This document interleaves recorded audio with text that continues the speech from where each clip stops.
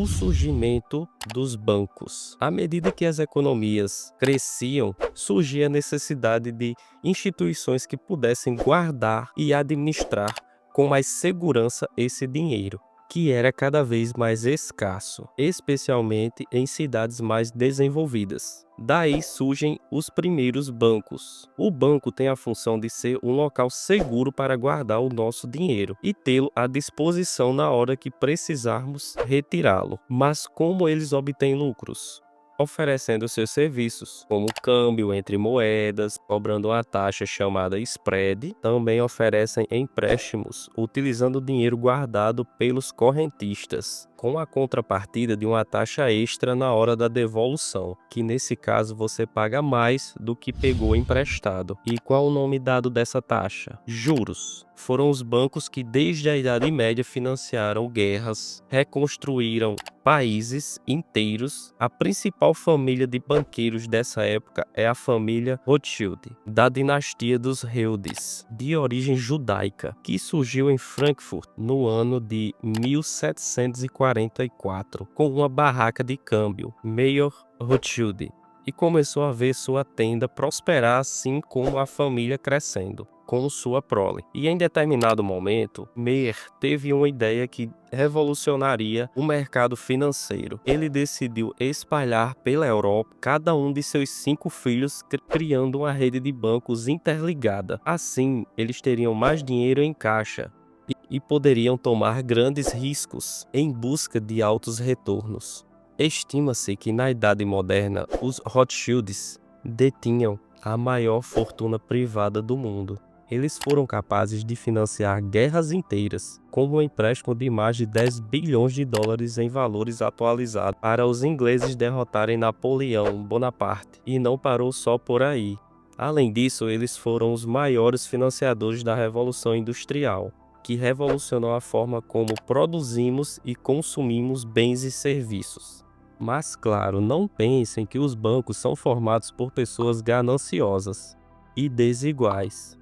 Eles têm um papel vital na sociedade. Graças aos empréstimos, a indústria e o comércio tiveram condições de investir pesado e gerar retornos cada vez maiores, de ter condições de escolher um bom empréstimo a taxas razoáveis. Mas tinha um grande problema. Esse dinheiro de papel não valeria nada sem garantias.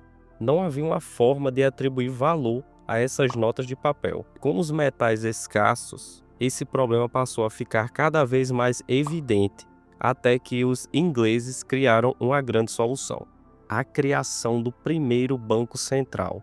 Além dessas crises de confiança no valor da moeda, havia outro problema. Se um banco vive basicamente de emprestar dinheiro, significa que ele nunca tem à disposição dinheiro para todo mundo sacar ao mesmo tempo. E uma das primeiras coisas que acontecem em uma crise é que todas as pessoas querem sacar o dinheiro ao mesmo tempo. Mas os britânicos bolaram uma solução genial: um banco que fornecesse dinheiro aos outros bancos, além de garantir o valor de cada nota que emitisse.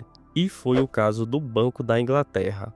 Em 1694, nesse ano, o governo britânico enfrentava uma grave crise financeira, e o motivo era a Guerra dos 9 anos contra a França, do governo do rei Luís XIV. O rei William I, que era rei da Holanda, precisava de 1.200.000 libras para continuar os esforços da guerra, fundada por um grupo liderado por William Paterson. O Banco da Inglaterra foi criado para fornecer esse dinheiro ao rei, e em troca, o banco recebeu permissão para emitir moeda na região de Londres. Só que esse empréstimo foi um grande sucesso e um momento crucial para o país. O Banco da Inglaterra passou a se consolidar por toda a Inglaterra.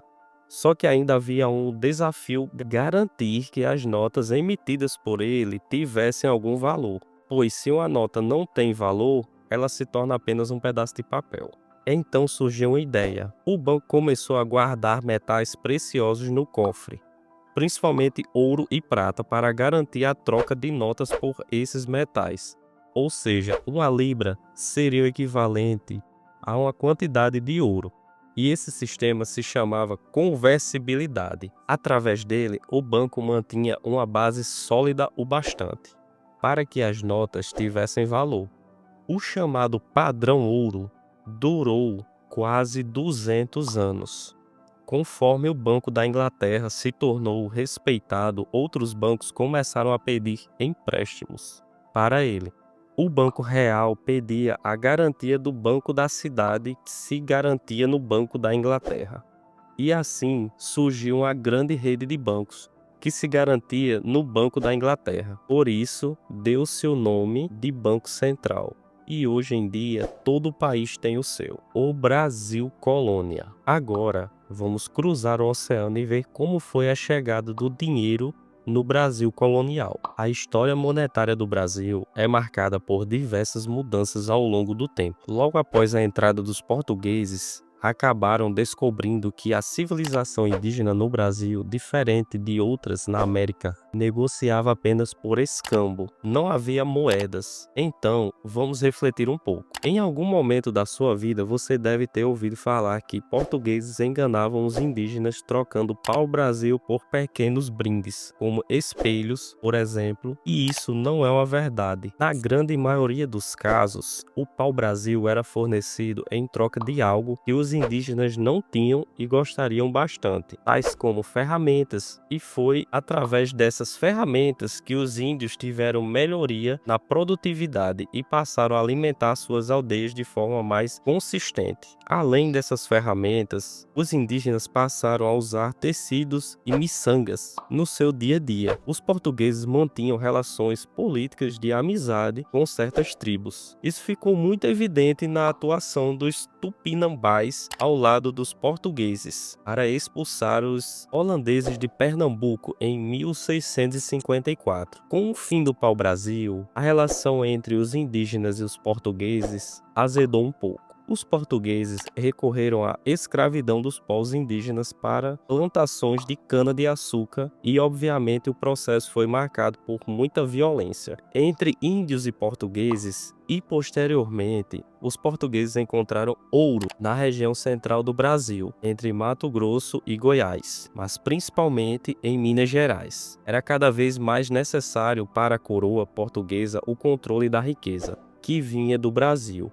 E foi em Salvador, no ano de 1694, que a Casa da Moeda do Brasil foi criada. As primeiras moedas cunhadas na Casa da Moeda de Salvador foram as de ouro, mas ela também produziu moedas de prata e cobre. Finalmente, o Brasil tinha uma forma confiável e prática de realizar trocas comerciais. 4 anos depois, a Casa da Moeda foi para o Rio de Janeiro, onde posteriormente seria a capital do Brasil. A vinda da família real ao território brasileiro. O que realmente mudou a história do dinheiro no Brasil foi a chegada da família real em 1800.